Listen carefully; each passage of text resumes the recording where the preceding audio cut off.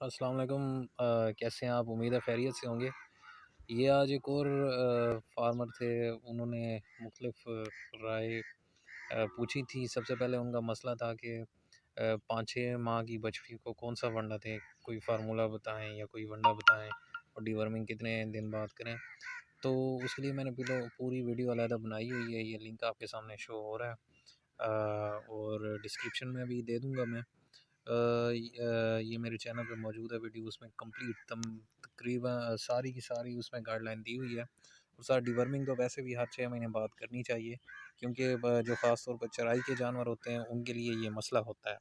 तो वो जो है अगर डिवर्मिंग करते रहेंगे तो वो मसला नहीं होगा।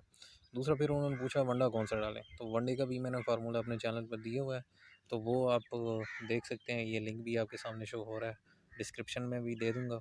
और फिर उन्होंने आज सुबह पूछा कि जो है 8 महीने की गबन गाय है, वो थोड़ा पेछा निकाल रही है, तो बैठने पर दोबारा अंदर चला जाता है। तो अक्सर ये आजकल प्रॉब्लम ज़्यादा आ रहा है, तो इसकी बेसिक वजह तो होती है मिनरल्स की कमी, उस वजह से हो रहा होता है।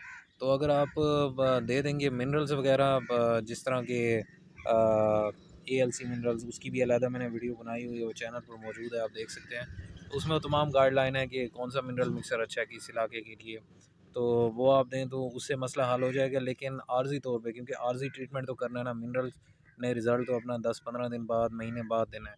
तो अभी आर्जी तौर पे उसे आपने मैट्रिम इंजेक्शन जो है वो मैंने उनको रिकमेंड किया बीसीसी, तो इससे इंशाल्लाह कवर हो जाएगा। तो ये ज़रूर करें, इंशाल्लाह इनका मसला हल हो जाएगा। बाकी इनको मैं ये भी रिकमेंड करूँगा कि आप मिनरल मिक्सर लाजमी दें, और मार्केट से बहुत अच्छे मिल जाते हैं, उनकी भी मैंने वीडियो बनाई हुई है। नहीं तो अपना बना लें, ये मैं उनको लिंक भी सेंड कर रहा हूँ, तो इंशाल्लाह उनका मसला हल हो जाएगा। तो दुआ में याद रखिएगा। आज की वीडियो यही थी। तो अल्लाह आपका निगहबान हो। अल्लाह हाफिज़।